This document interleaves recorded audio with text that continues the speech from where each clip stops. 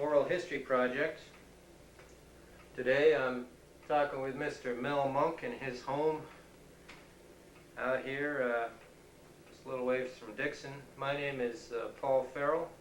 Today is July 31st, 1998.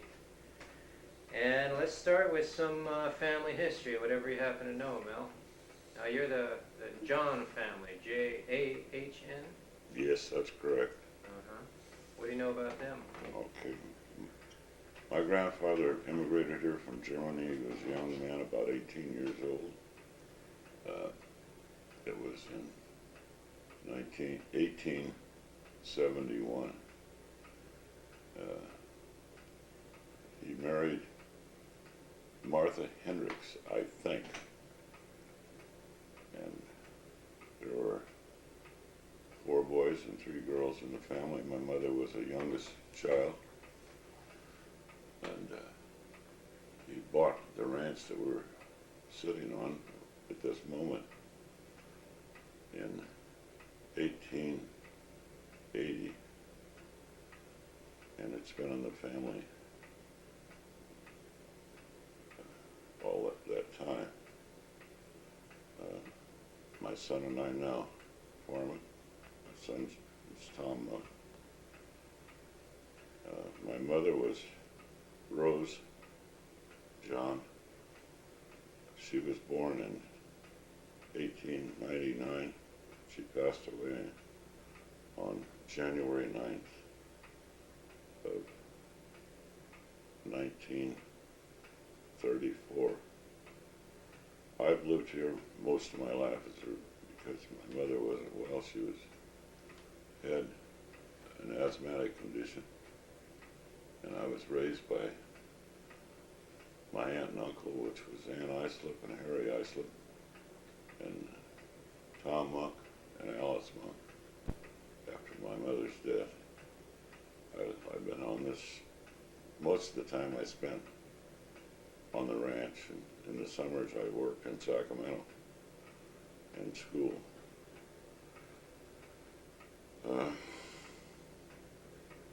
At that particular time, in the 30s, I was about 11 years old, and I remember my grandfather real well.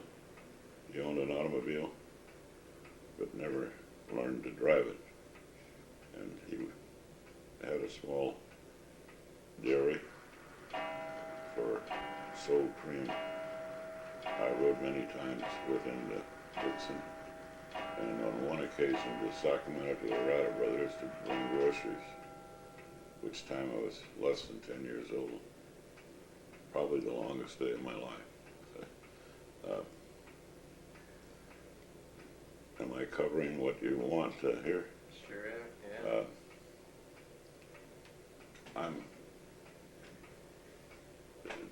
I'm sort of proud of the heritage. My mother was full-blooded German. My father was a full-blooded cousin Jack, which was a hard rock miner. And he grew up in Nevada City. His grandfather was a mining engineer and immigrated here from Wales, which has nothing to do with Dixon. I didn't mean to get off on it.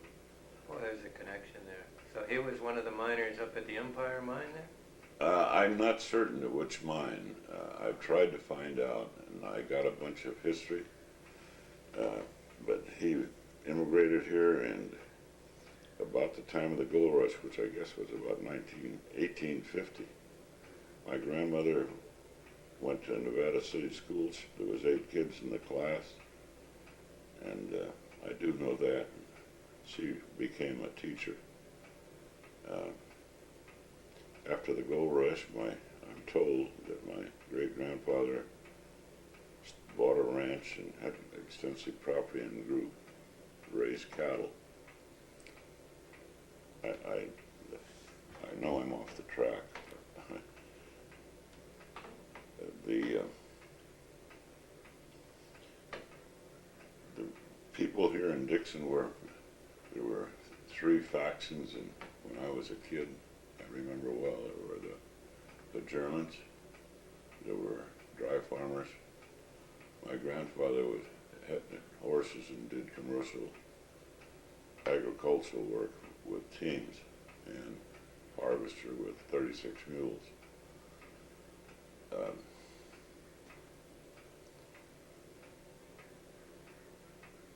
I'm sorry I'm delaying this thing, but I'm trying to put some continuity in it. And he passed away, and my uncle, Harry Islip, took over from 1930 to 1950. I took over in 1950. In those days, we had a small irrigation well with some clover, but not an adequate water to irrigate the entire ranch, just a small portion of it. In those days, we raised cattle and sheep, and we raised some tomatoes for the fresh market. Then the water came in 1960 with the Solano Irrigation District, at which time we converted to row crops, which are corn, wheat, sugar beets, tomatoes, and vine seed, watermelons, cucumbers, and cantaloupes. We now farm about 300 acres of alfalfa and the other crops. That's pretty much basic of the up to date. I didn't try to go, I know I went beyond 1940, but in 1940, as I remember it, I remember it pretty well, because I was in high school.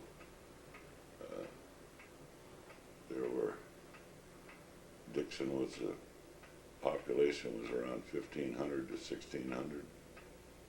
There was only one high school and one grammar school.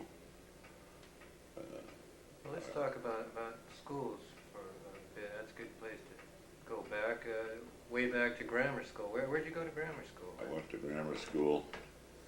I came here back from Sacramento I lived in Sacramento for a very short period, and I went to Grant School. Mm-hmm. Grant School is exactly 5 miles west of Dixon on Meridian Road. The teacher there was Miss O'Brien, and many of my friends, we still talk about Miss O'Brien. She was just one great teacher. There were about 40 kids in the class from 1 through 8.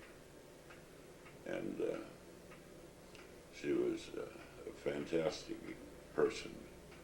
Now there's one teacher. She was teaching grades 1 through 8? She taught 1 through 8. And believe it or not, she did a great job. And when I went into high school, I took Algebra 1 when I was a freshman. And Mrs. Marianne Phillips was the teacher, a very young teacher. And she says, how come you get the right answers but you use the wrong formula? I said, well, and she still to this day kids me about it. I meet her occasionally, and she was a great teacher too. But I think Miss O'Brien had a lot of effect on the students that went to her school, and many of the kids that was in school we still talk about Miss O'Brien. Well, that kind of school doesn't exist anymore.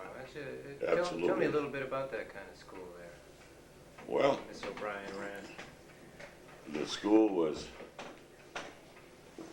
a 2-room school, but only 1 room was used, and there were all, as I've indicated, being repetitious. There was 8 grades. And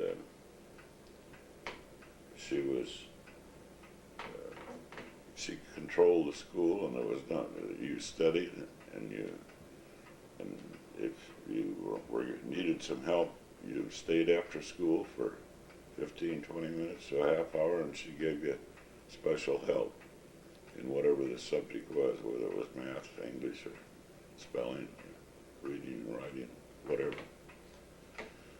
And it's part of my life I'll never forget. It's just one great experience. And Well, what about the times when you weren't in school and you weren't doing chores around here? What would kids do for recreation? kids did for recreation. There was no recreation. We all came home and did the chores and took care of the chickens and the turkeys, and farming was a hell of a lot, it was different.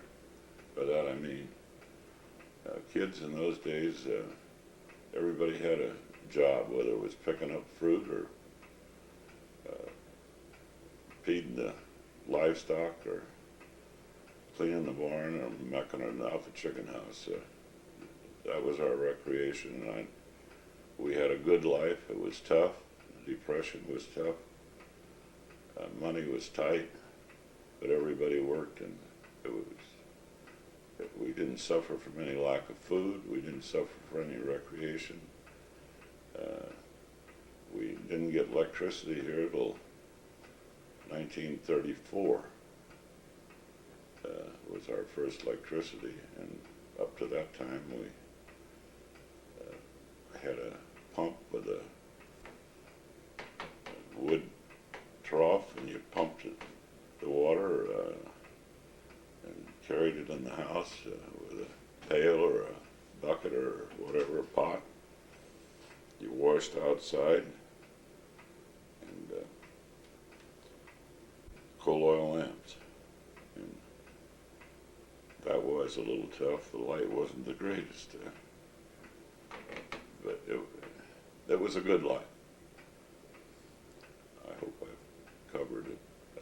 Well, without electricity, now, did you have radio? Yeah, we had a radio. The radio was a battery radio. Mm-hmm. It was a Philco. It was a pretty good sized radio, and we had certain times we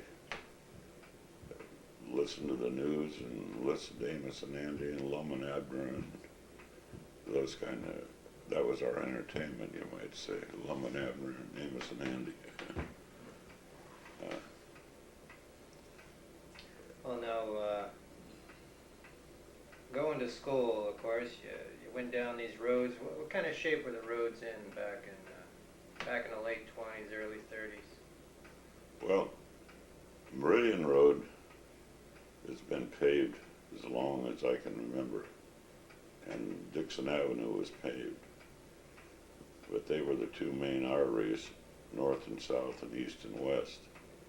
Many of the roads, Sylvieville Road was a gravel road, and it was just a gravel road, and it used to have ruts in it, and cars got through. You rode your bicycle, you rode on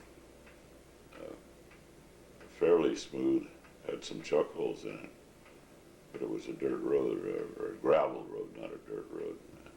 The Sylvieville Road, if my memory is correct, and I think I'm pretty close to right, wasn't paved until late 30s, mid 30s, maybe 35, 36. Dixon Avenue, as I said, that was paved. It was a very narrow road. It's still a narrow road today.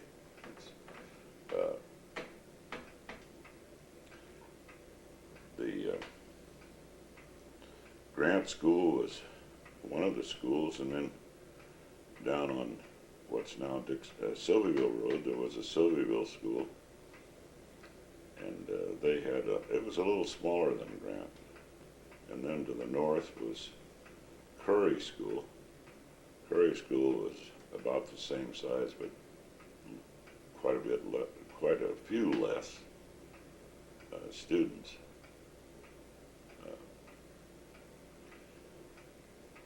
And then there was Pitt School. It was down on Pitt Road and Midway. And out in the country there was another small school. That was Mrs. Brown taught there, and that was Batavia School. No, it can't be. Binghamton School. And that was way down near the Pocket, and, which was down 113 to the left on, I believe it's Brown Road or Batavia Road, I can't recall. And then there was a school just to the east of Dixon, that was Tremont. And they were functioning up until about a year and a half or 2 years after the war was over, which would make it about 1947. They were closed 48. And then the Unified School District came in. They always had a high school district, which involved all these schools that I've identified.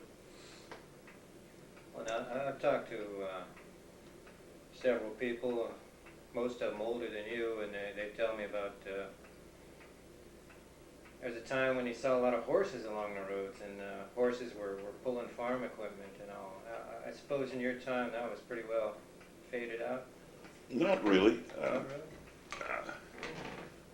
My grandfather always had horses, and he plowed with horses and mowed hay with horses, and we didn't get a tractor until I was about 8, 9 years old, maybe 7 years old. And in those days we had the popular tractor was what we called a 30 Caterpillar, which was made by Best and Holt. And they were equivalent to about 16 horses.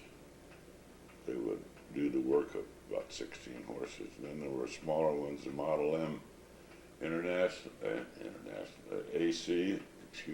AC tractor was somewhat smaller, and that was a popular tractor. The Fortson was a popular tractor in those days. It was quite small, maybe 15 horsepower. And then in the late 30s is when rubber tire tractors came in. No, they were, before the rubber tire, we were just... Well, they were tracks or iron wheels with what we called lugs or spikes for traction. No power steering, except the 30 was a track engine, and that was a simple brake and a clutch that turned those. But they were the tractors that were used most at that particular time. Some smaller ones in the Orchard area, maybe little 15s and 20 horsepower, 20 Caterpillars. They were popular in the orchards in the 30s. And in those days, I'd say the large orchard was probably 75 acres. The open fields were anywhere, there was a few dairies on 40 acres, and there was many dairies in Dixon in the 30s, small dairies, 25 cows, 30 cows, some of them even 15 or 20. And they were all over this west side, and there was Peniza and Batcherini, Marianne, Lord Watson, Dutras, and Jim Pullmore, Bob Gills was the larger dairy. The Doyle was probably one of the largest in the county, which at that time they milked about 1,000 cows, and that was the old. It was originally the I'm trying to think, Tim Olin's father, and then it was sold to Doyle in the late 30s, and it was closed during World War II, or just before, about the middle of World War II. And Jim Pullmore and Bob Gill's father, Roy Gill, they took fresh milk to the Bay Area every day, maybe twice a day. How they That's by train. No, well, the cream went by train. Oh, yeah. The milk, it was raw milk, and some of it was pasteurized. I'm certain that, I'm not real certain, but I'm almost positive that Doyle, he sent milk to San Francisco each day, and that was refrigerated and put in glass bottles in those days, no cardboard boxes. And the glass bottles were returnable. Now out here, this particular farm, was it mostly what they call dry farming, barley and such? It was primarily dry crops. Maybe you had a small well or for pasture, for green grass in the summer, but you didn't have the ability to irrigate over maybe 10 acres. 12 or 15 would be about the most you would irrigate, because we just didn't have enough underground water. I'm not a farmer, I don't know much about it, but dry farming, how does that work when you harvest them into sacks of grain? Or? Yes, in those days it was all sacks. It was sacks up until probably at the end of World War II. Then the bulk came in, and then the harvesters changed from pull type probably in '48 to what we call a pusher type harvester. And the other ones, the pull type, were all, you had a header tender, a sack sower, maybe a jigger on a larger harvester, a separator man, and a tractor driver. Now it's all done with one harvester. They're all pushers. They all got air-conditioned cabs. Air-conditioned cabs came out in about our first pusher did not have a cab on it and no air conditioning, and I think we've had 6 or 7. Well, let's talk about the old ones now. Okay. Pull type? You had 4 guys on there, is that what you said? Yes. Uh-huh. You might even have on a 20-foot cut Harris, you had 2 sack sewers, a header tender, a separator man, and a driver. And then so the end product was a sack of grain that was all sewed up? Right. It was sewed by hand, and it was barley weighed about 105 pounds to the bag, and wheat weighed 120, maybe 122 right in there. A little over, maybe 20 pounds over. Barley was always figured at 100, but most of the time they'd run a little bit over, not much, but maybe they'd weigh 105, from 100 to 105. 20 sacks to the ton. And the old trucks in those days, in barley we used to haul 90.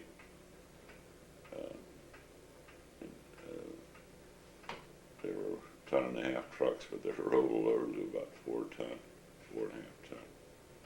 And we made 7 trips to the warehouse each day during harvest and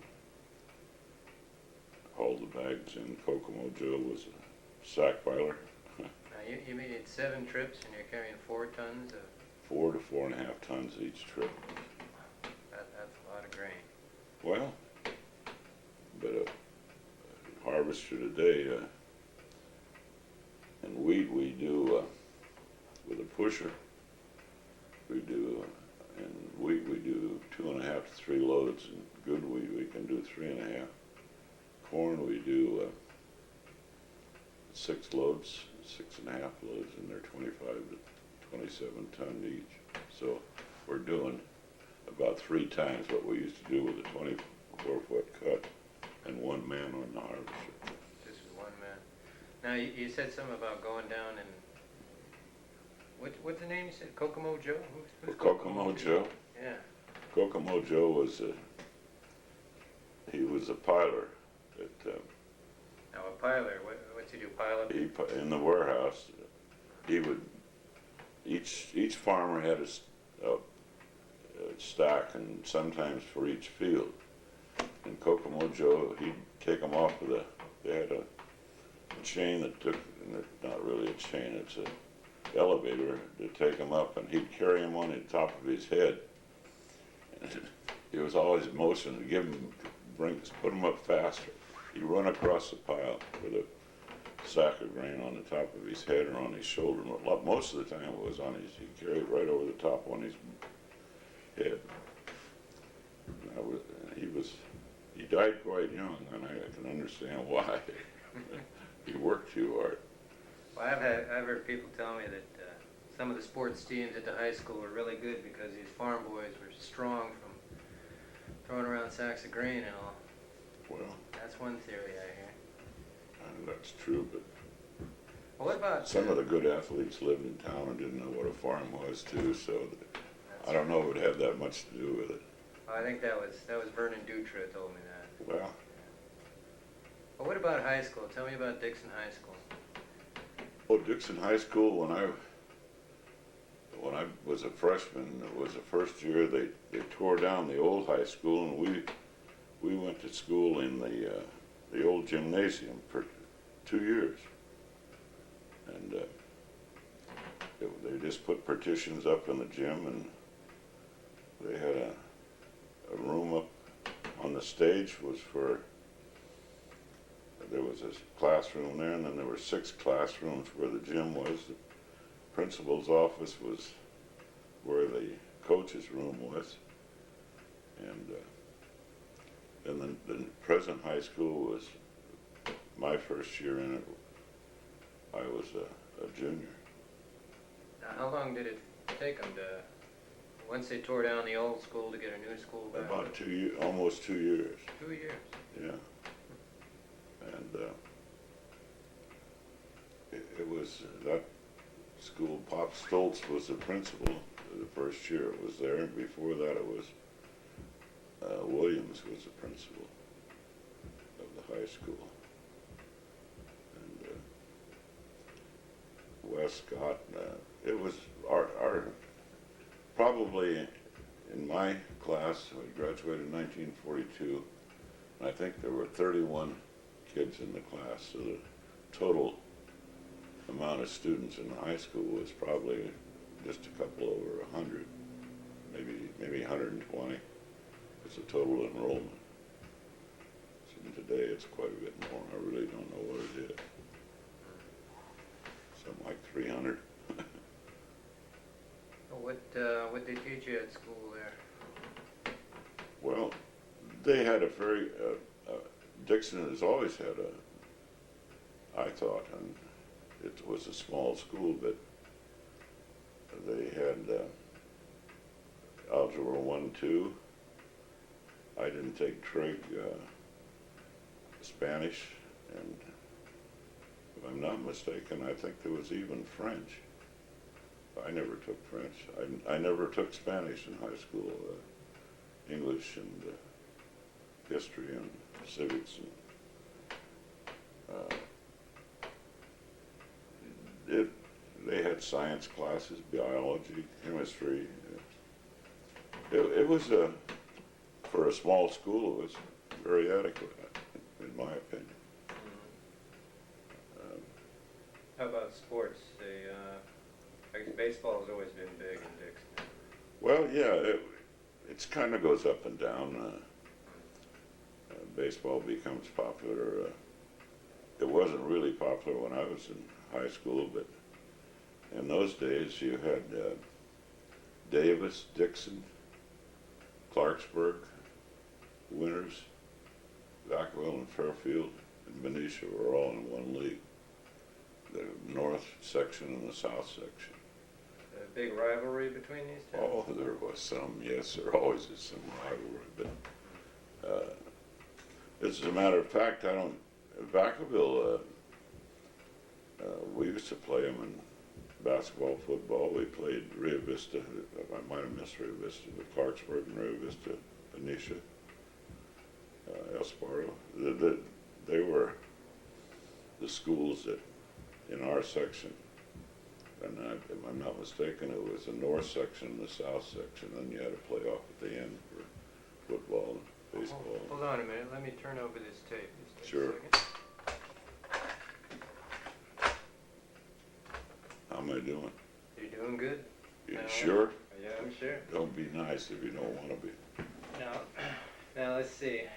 You know, another big social activity people talk about at high school is the dances. Yes,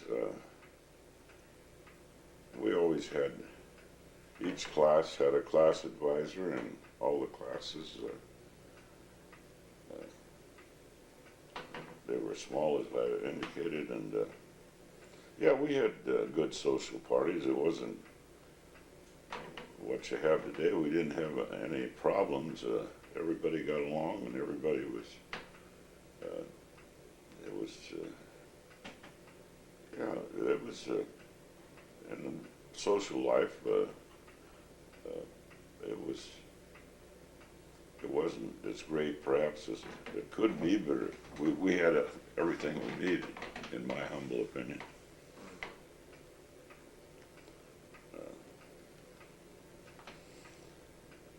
What about the town, some of the businesses there in Dixon? Let's see, well, typically what I always hear is that everybody goes into town Friday, Saturday, takes care of business. Picks up the mail at the post office. And Yeah, some do that every day. We have ours delivered. Did you have yours delivered back in those days? Yes. Oh, you did? Yeah, our first box number here was 31, and then it went to 147, and now it's identified by the road and the number, which is, no, we missed it. When I was just a little kid, the carrier was Mr. Lee, and I wasn't even in grade school when he brought the paper, and he had an old Model T car, as I recall, and after he retired, it was Frank Peck. He was the mail carrier, and then during the war he went into service in World War II, and he was in both World War I and World War II, and his wife was a mail carrier.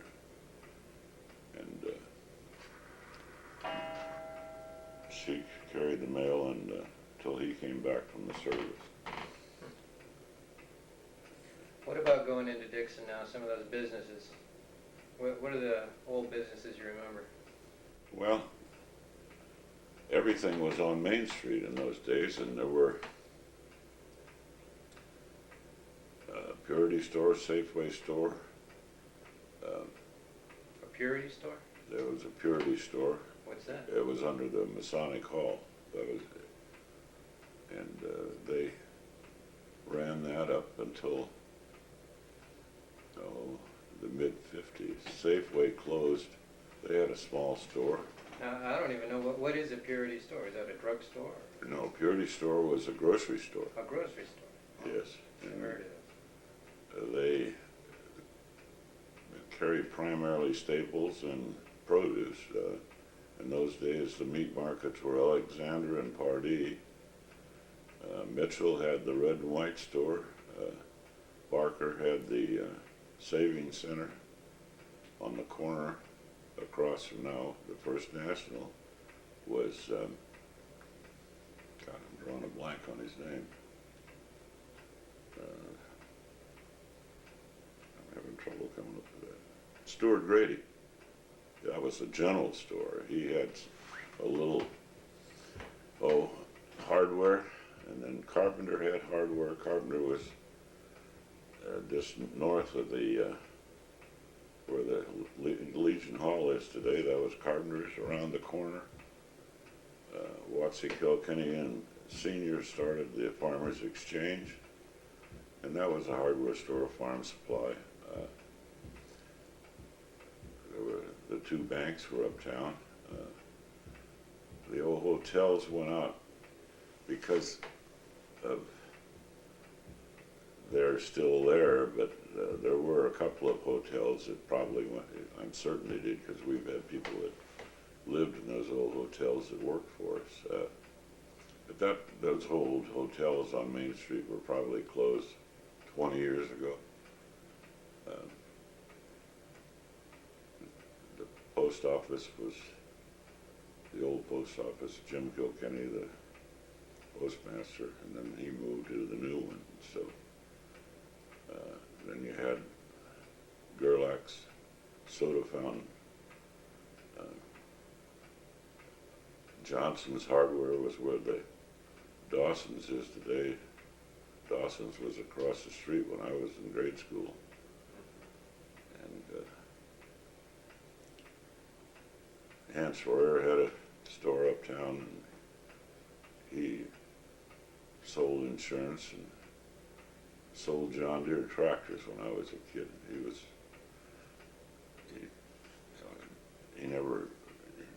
He was just a representative of one of the, I guess it was probably Weaver Rye at the time, because they were the dealer and there was no store here, so they sold out of there. See, going down the street, I mentioned Gerlach's, Dawson's. John Fink came after. There was two dry goods stores, Beckley's and I lose the other one. I can't remember his name, but Beckley. He was also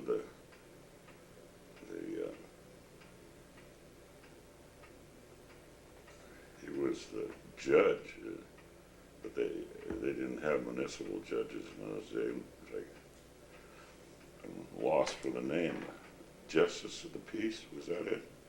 I think it was, and he was uptown, and he ran a dry goods store, and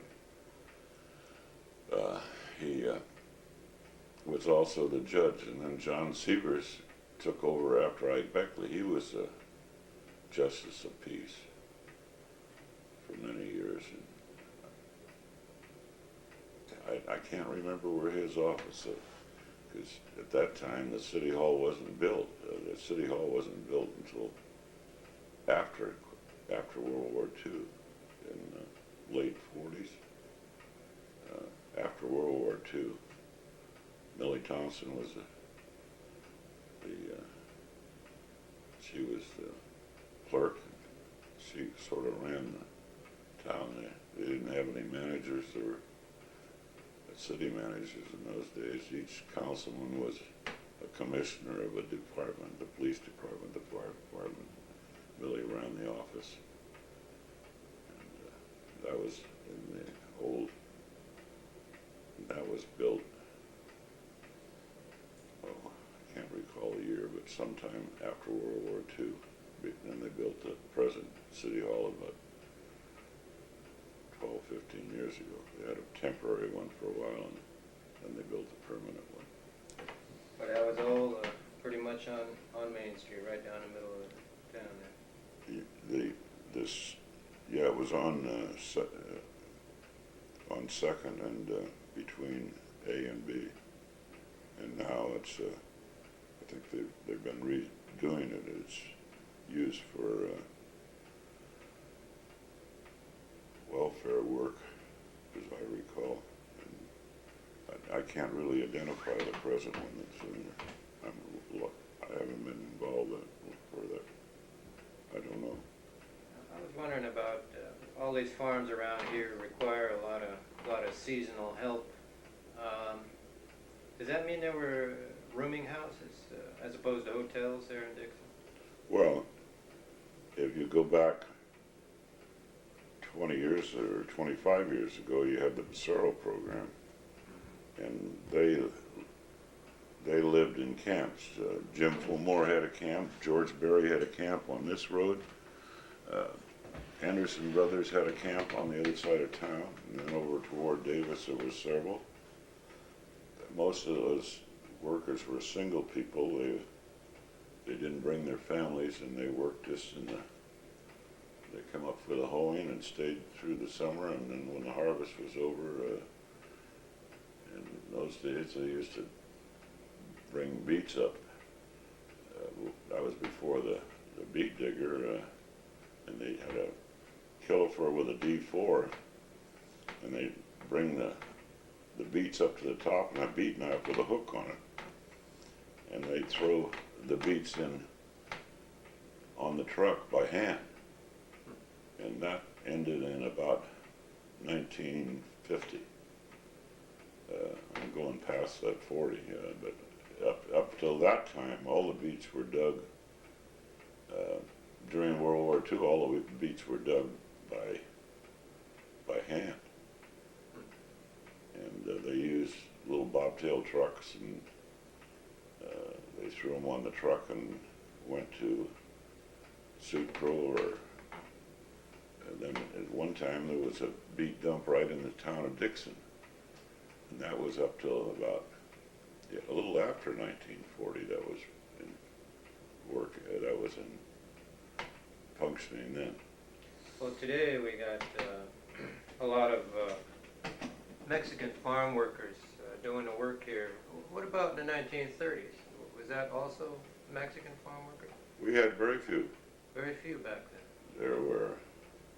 There wasn't, all the kids drove tractor.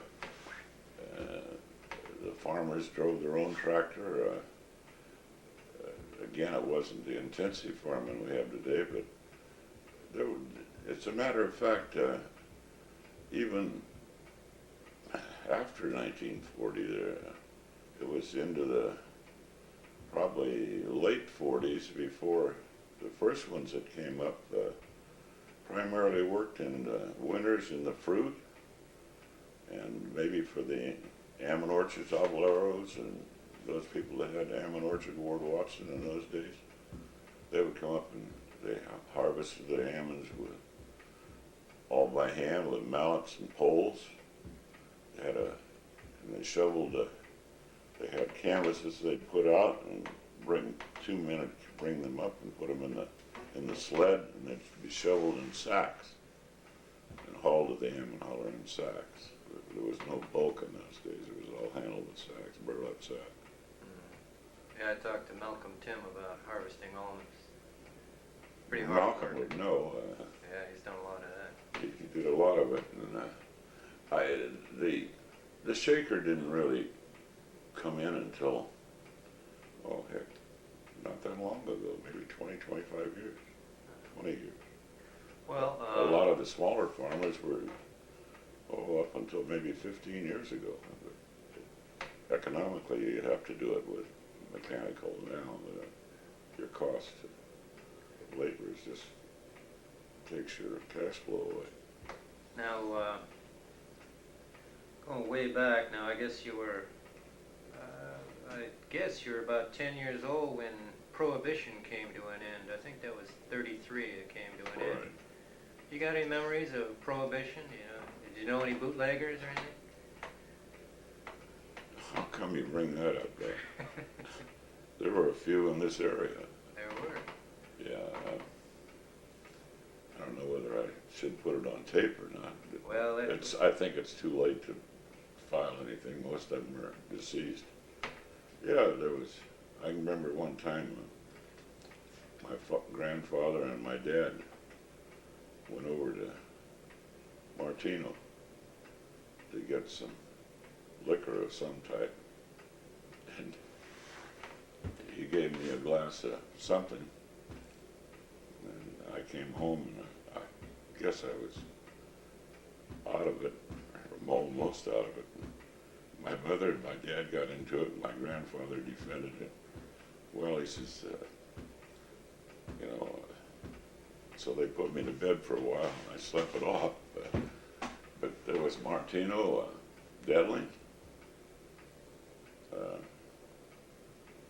Those are the two that, and all the Portuguese, they made their own wine in those days, and they went and bought grapes, and there was a little vineyard down where there's off of Dixon Avenue, and we farmed that once here, not too far back before the houses came in. And they used to pick grapes there and sell them to the locals to make their wine with. And they all had a winery, in particularly the Portuguese and the Italians. Marianne had one. Every time you went to see Marianne, you had to drink a glass of wine. if you didn't, you were sort of an outcast. But, yeah, and I believe, well, Detling, I think, made whatever you make from, they had a distillery that they made the hard stuff. And there were quite a few places you could, in Prohibition, you could buy. I know I was just a kid, but I remember going with my dad and my grandfather to buy it. It's just... Well, of course, you're a little older. You probably got a lot of good memories of, well, not good memories, but more accurate memories, I guess I should say, of the Depression. Those are pretty hard times, were they? Yeah, certainly we didn't have we ate good, and we ate chicken, pork, veal, lamb, turkeys, like the staples. You always went to town and bought, or even, as I said one time, I remember going all over Sacramento. My grandfather was just a little kid, and he made it in one day, the Wright brothers, and back the same day. And he'd get sugar, potatoes, flour, all the staples.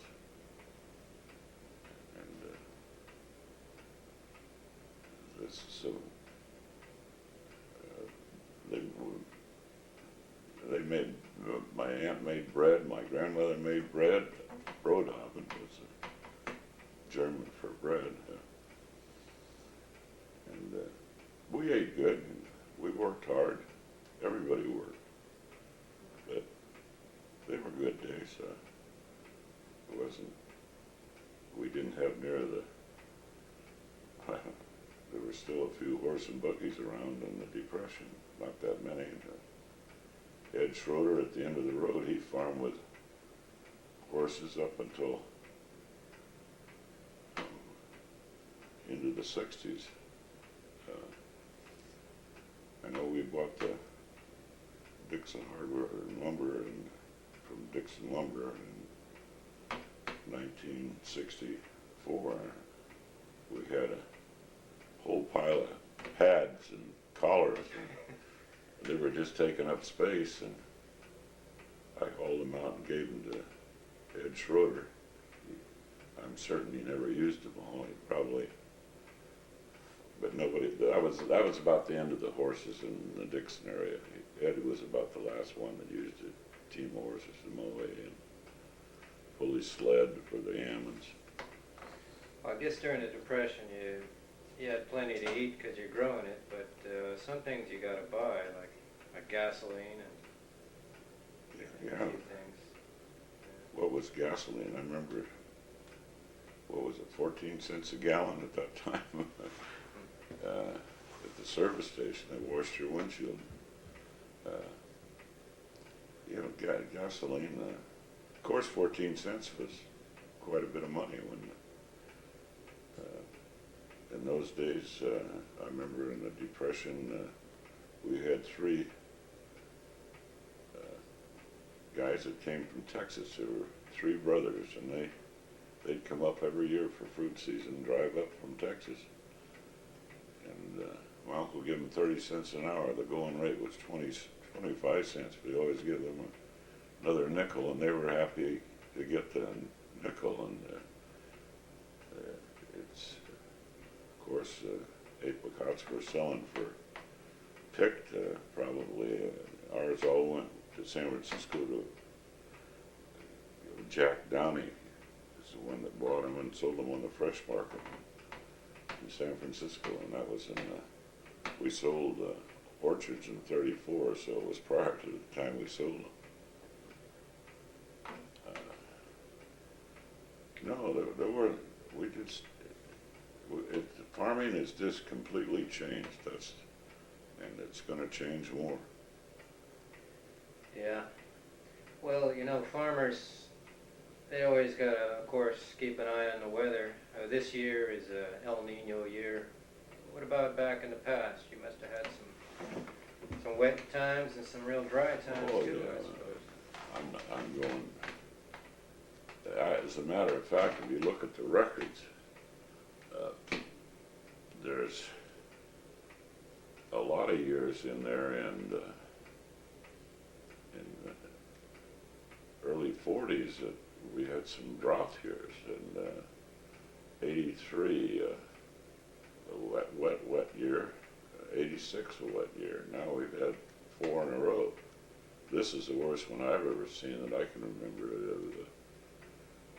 The amount of rain and the number of days of rain and damage to crops, and by that I mean crops aren't going to be great this year. They just can't be. First off, you're late, as much as 5 weeks late.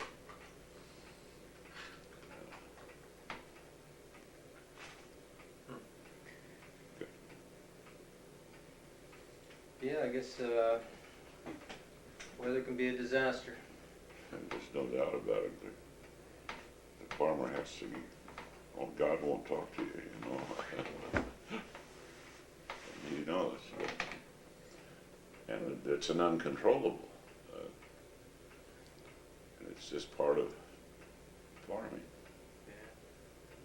Like somebody said, if you could count to 10 and have the ability to count to 10, you wouldn't be a farmer. So I don't know. That's kind of a crude joke. Well, getting back to town, big event. I'm sure you attended plenty of times. A big Mayfair. What was that like back when you were small? Well, having been on the fair board for at least 10 years, the fairs were designed for people to bring their livestock, their produce, into the fair and could get a barometer on by entering the livestock. They knew, found out what they had, and it was a comparison. The fairs were a lot different. Dixon Fair was one of the oldest. I had the privilege of being on that board for quite a while. And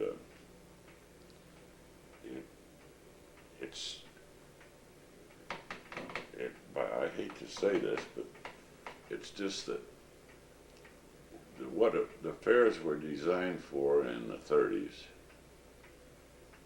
just isn't there anymore. I mean,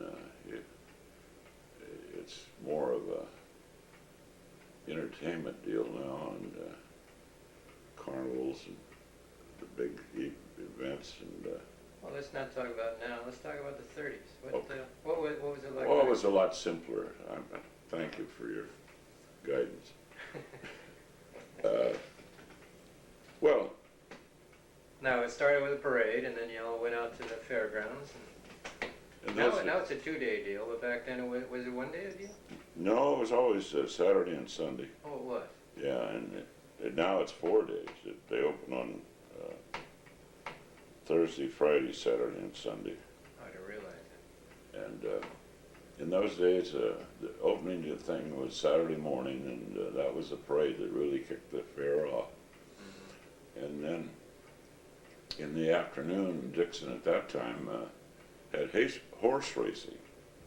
And they had wagers, they bet there, and that, in fact, I worked down there on a gate when I was in high school. And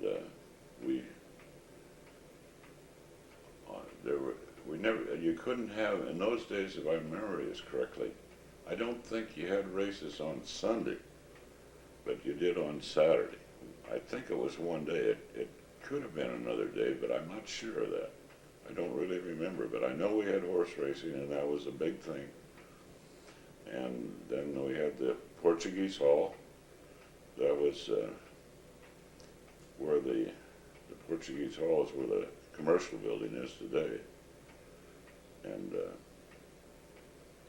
there was, prior to Madden Hall, I can remember in late 30s, Madden Hall wasn't built, and that was all, that was where the sheep were on the right-hand side of the gate going into the present fairgrounds.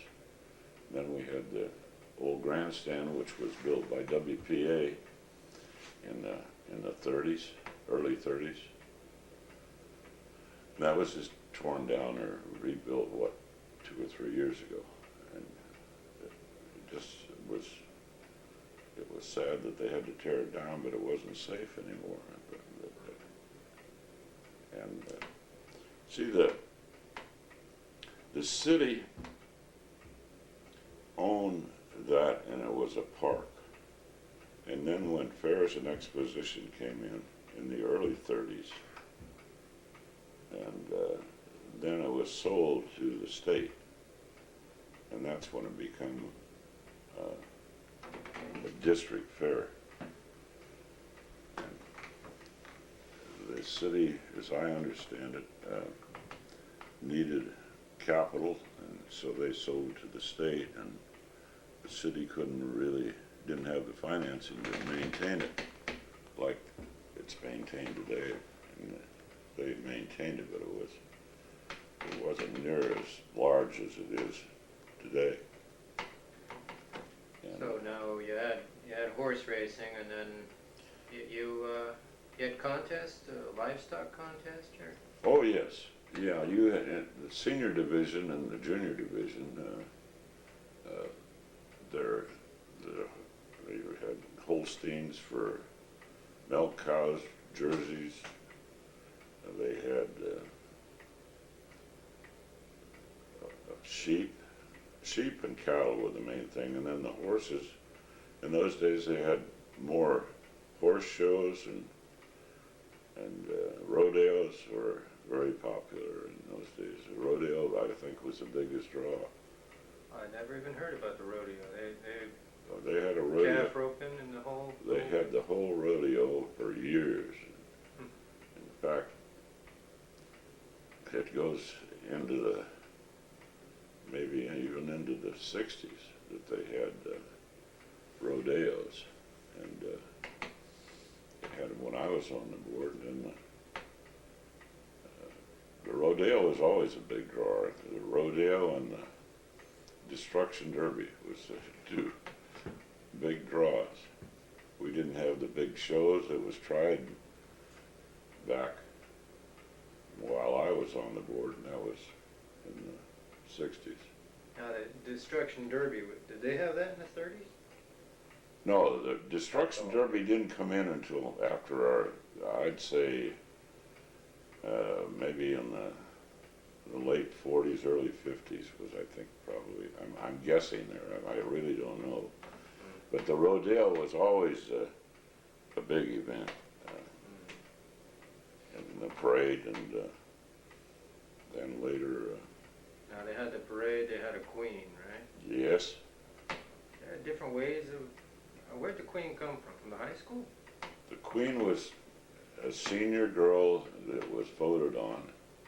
And then they had aides from Vacaville, Winters, and several, Davis, I believe. They had 4 or 5 aides. And they were always out of the senior class at the Dixon High School. And that was stopped at about the Queen deal, maybe 15, 20 years ago. Quite a ways back. I really don't know the exact date. Oh, hold on a minute. Let me do this tape again. Here, I have a cigarette while you're doing the tape. Oh, go right ahead.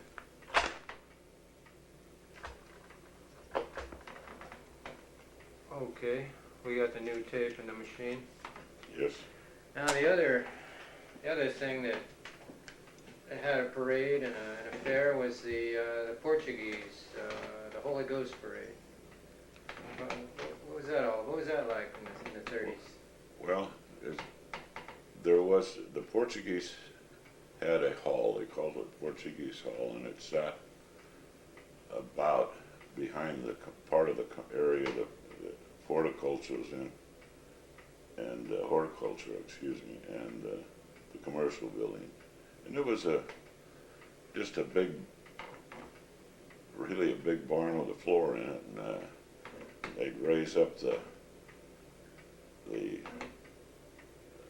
shields to keep out the rain and the sun, and they had their barbecue, and people came from all over, and I'd say back in the 30s there were probably 1,000 to 1,500 people that attended the Portuguese soupas, and was the food and the meat and soupas, and it was great food, and they went on into the, I don't believe I ever stayed for the evening, but I believe they had a dance in the evening, and they went on into the evening and into the night. I'm not certain of that, but I'm almost certain.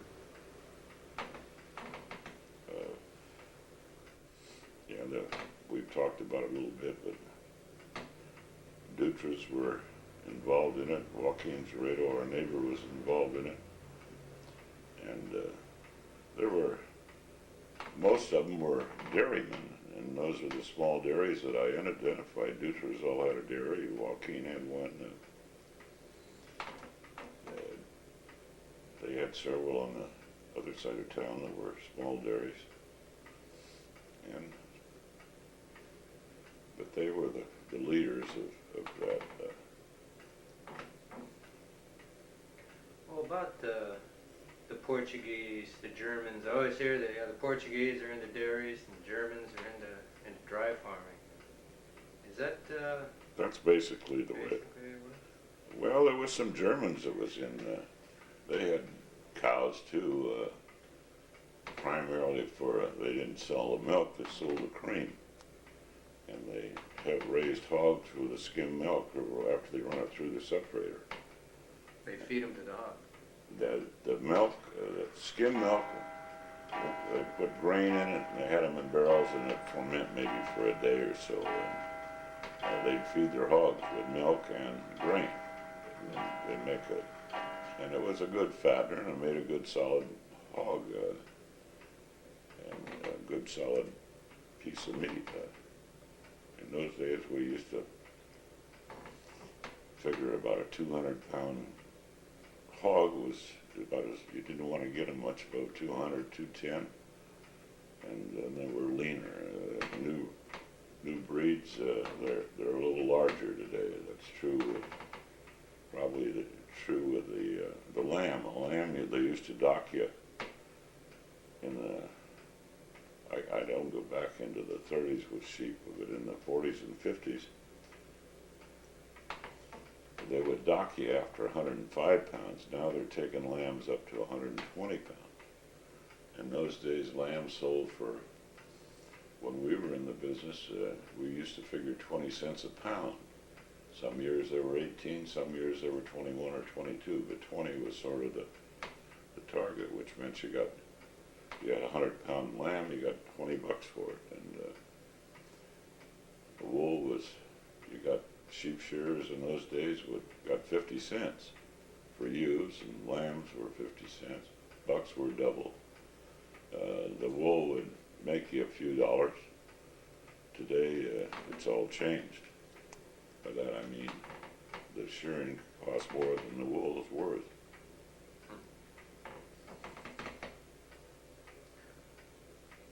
Yeah, I was talking to Sadie Peterson the other day. Talked a lot about the sheep. And, now the shearers, they were kind of a traveling group that would travel around. Yeah, they used to start. They'd start in the Imperial Valley, and they'd come up through San Joaquin. They'd hit here about maybe the 1st of April, end of March. That was when they started shearing down there in the wintertime. The spring that we would shear here, and in those days we sheared twice a year. We sheared in the spring and end of March, again depending on the crews that come in, and then you'd hit them. They'd come back and hit here in September, about the 2nd week of September, and we'd like to be done shearing by the 3rd week in September, so we didn't get caught with any bad weather. Once in a while you get a little bad weather in September, and when you first shear them, you don't want to have the weather change on you. And in those days, the wool was 35-40 cents, and the ewe would, a white face or a bronco face would shear about 7, 8, 10 pounds.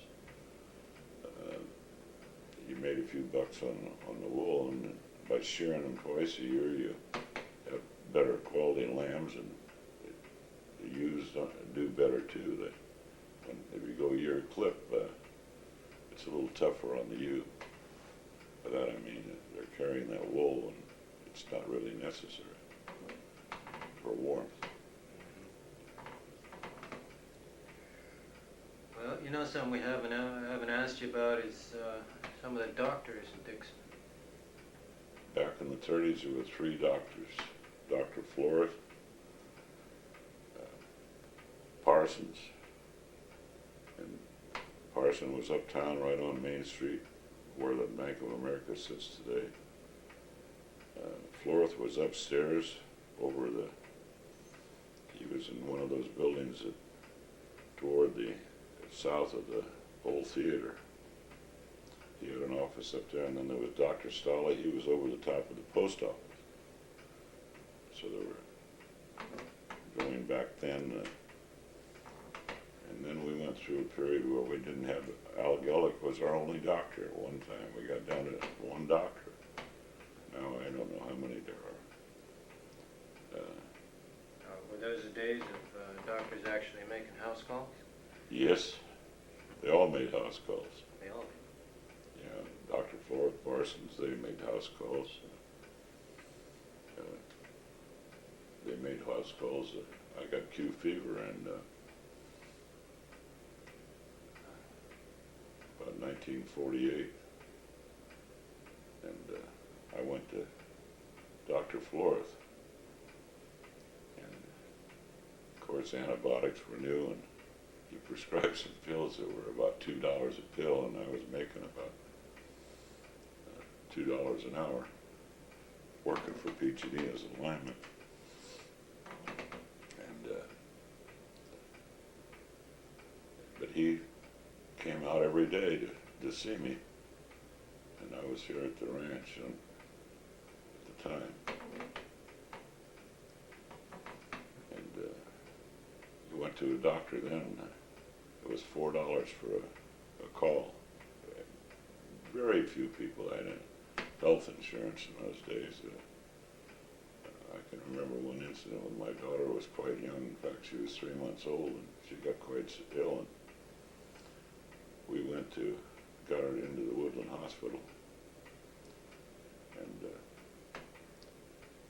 I was a little concerned one day. I went up there, and there was about 6 or 7 doctors around her bed, and they were having a big conference. And Dr. Clark was a pediatrician.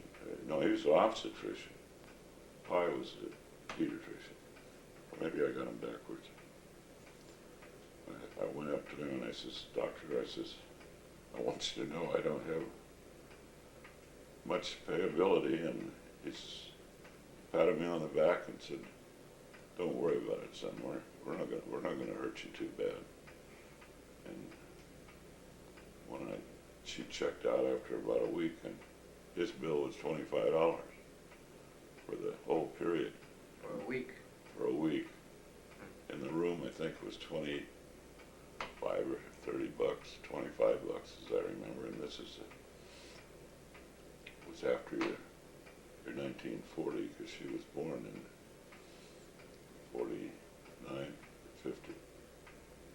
50. So that's how things have changed. But those three doctors were all competent. We were fortunate to have the three I mentioned.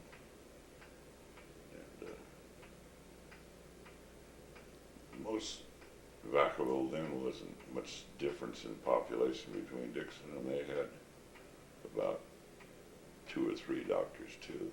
I can't remember their names, but it was just they were all they were a different breed. Pardon me, I shouldn't say that, but they were all competent people and conscientious people. Little chance there. I noticed Dixon, in doing these interviews, people talk about some of these organizations that keep people together. You know, there's the Masons, there's a Rotary Club, there's I don't know, a few others. Is that what makes a town? Brings people together? I guess church does that as well. Well, I'm certain it does, but I've thought about this many times and talked about it as a Mason. The Masons, back when I joined, and even before that, it was just the churches and the Masons and the Rotary Club. Service clubs, and they're having their problems now.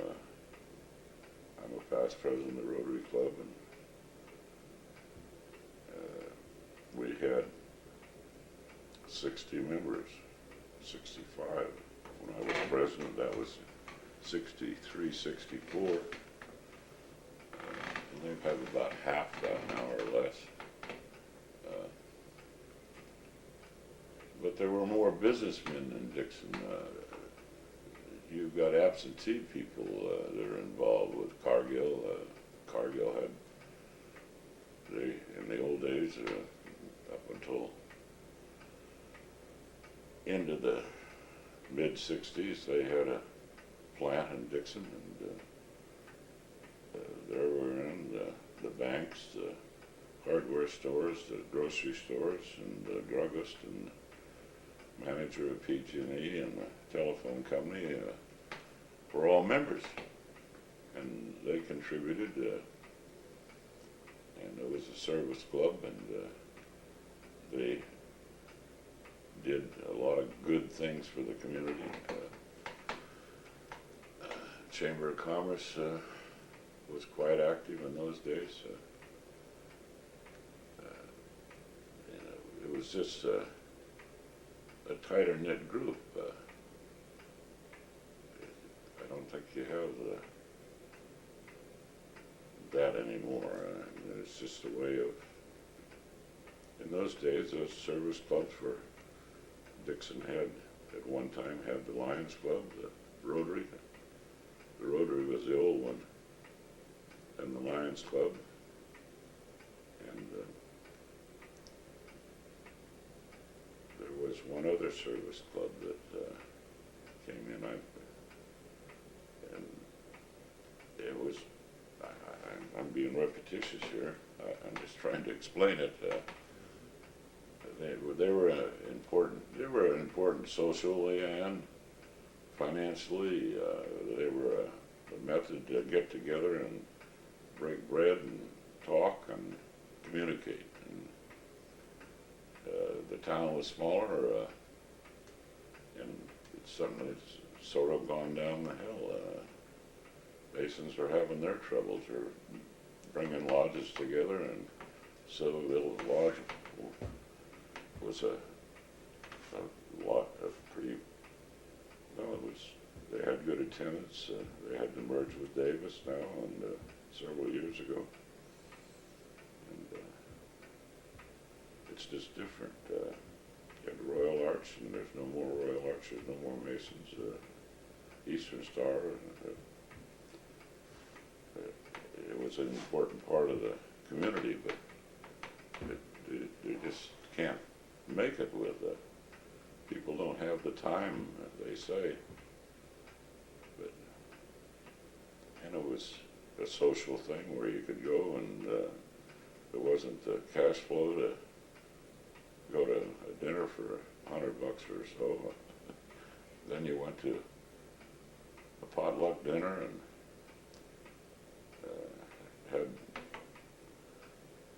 you just had fraternization, social activities, and it was just a part of life. That's the way I may be wrong, but that's my opinion.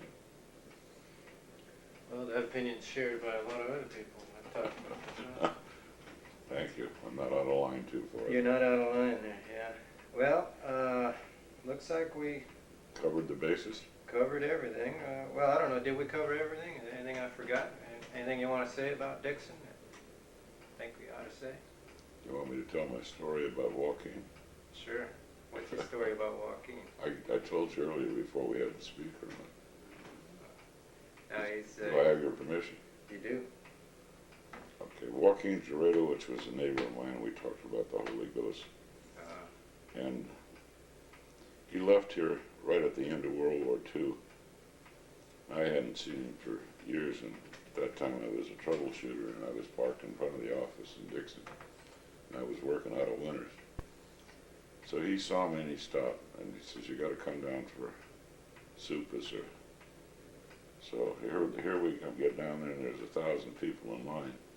That's for the Holy Ghost. For the Holy Ghost. And here I go with all his badges on, and to the head of the line, and he says, "Stand back and make a way for the Portuguese, for the boy, excuse me, make a way for the boy." And I felt so embarrassed. So that's the end of my funny stories or serious stories. Yeah, I guess different groups contributed to Dixon, the Germans, the Portuguese, and yeah, somebody wanted me to point out it wasn't Italians, they were Swiss Italians.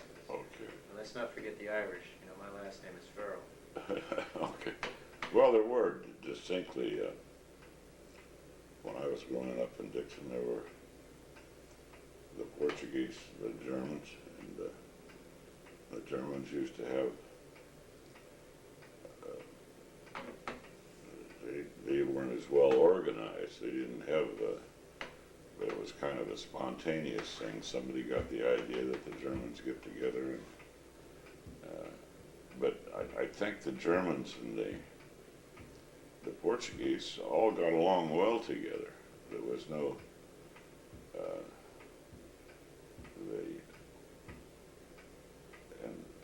the whole community, by that I mean the Irish,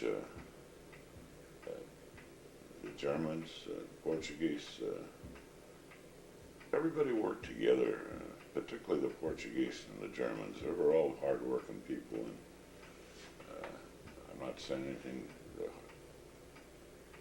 the Irish were hard-working people too, but this is just the way it came out, the way the community responded to them. They were all good things.